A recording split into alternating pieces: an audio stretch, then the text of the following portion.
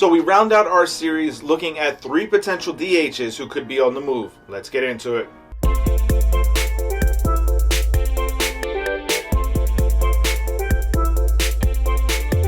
What's going on, baseball fans? Jeremy Laracuente here for the Baseball Banter Broadcast, and we're going to be looking at 3 designated hitters or players who could be on the move. Let's get into number 3. And that third player on my list is Charlie Blackmon of the Colorado Rockies. Now, the Rockies really aren't going anywhere this season, and Charlie Blackmon is only getting older in age, which is partly going to make this move a little bit more difficult. But if he's having a good enough year, a team that could use a big left-handed bat and a guy who can still cover outfield ground in the corner spots and maybe a little bit of a smaller ballpark than that he's facing right now in Coors Field in Colorado, there's an opportunity for this player to actually benefit a team. Being able to have a left-handed bat in the middle to lower half of your order who's capable of playing solid enough defense in left field and a smaller ballpark could absolutely benefit this player and the team that acquires him. I also think for the Rockies' sake, there's an opportunity to try to move this player to be able to get something back in return. He's not really going to give you what you need on your team right now, but he may be able to provide something to a contending team down in the future. So this is an opportunity for the Rockies to try to move away from one of their most historic players in their franchise over the last several years. This is another move that the Rockies could make that could potentially alienate even more of the fan base, but when the Rockies are looking to the future, this is a player that is not going to be a part of that mix, and therefore the Rockies need to try to see what they can get in trading away Charlie Blackmon.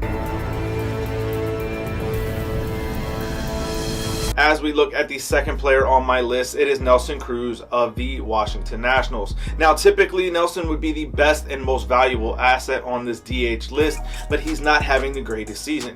But we know what he is capable of, and maybe right now is the time for someone to try to buy low on this type of player. I think that Nelson Cruz, getting into a more of a competitive team, can find himself start to play a little bit better. I think that he needs that energy, he needs that fire of a contending team racing towards the postseason to really get himself going. But when you look at what this player is going to be, he is absolutely going to be a mentor. That was the one thing that he was going to benefit the Washington Nationals with.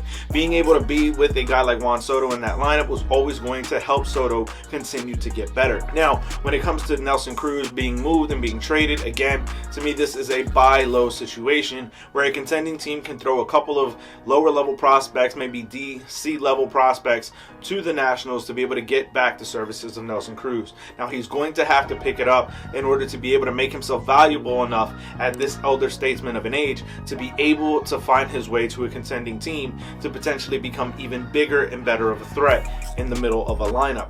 I also think that for Nelson Cruz, it is starting to be questioned now whether or not his age has finally caught up to him. Obviously, he's never been a guy who can really play well defensively. We would see that all the way back in the 2011 World Series with the Cardinals and the Rangers. But when you look at what this player can be as a mentor and as a potential bat in a lineup, if he can get back to being somewhat of a potent bat, this is a very valuable buy low situation for Nelson Cruz. And the number 1 player who could potentially be moved as a designated hitter, it is that of Jesse Winker of the Seattle Mariners. The Mariners were trying to go for it this year. They tried to make big moves this offseason to be able to be one of the contending teams in the final run for the postseason, especially with expanded wildcard spots. However, that has not turned out to be the case. So for the Mariners, trading a guy like Jesse Winker may be a big blow to what they're trying to build over the next coming couple of seasons, but there's an opportunity to really get a lot back for a very potent left-handed bat. I think when you look at what Winker can be for a contending team, you plug him into that DH spot because he's going to be a bit of a liability in the outfield, much like the other couple of guys on this list. But when you look at what Winker can provide offensively, this is a player that absolutely has the ability to mash when put in the right situations. I don't think that for the Mariners right now this year, the way that they're playing, they're going to get the best value out of Jesse Winker. So trading him away, he can get the best out of himself in another team, and the Mariners can do what they do best. Jerry DiPoto can do what he does best and make another deal. But I want to hear from you guys. Let me know your thoughts, your feelings on this down in the comment section below. Who is the most likely designated hitter to be on the move by the trading deadline of this 2022 season? Let me know these things down in the comment section below. or find me over on Twitter, Laracuente19, to keep the conversation rolling.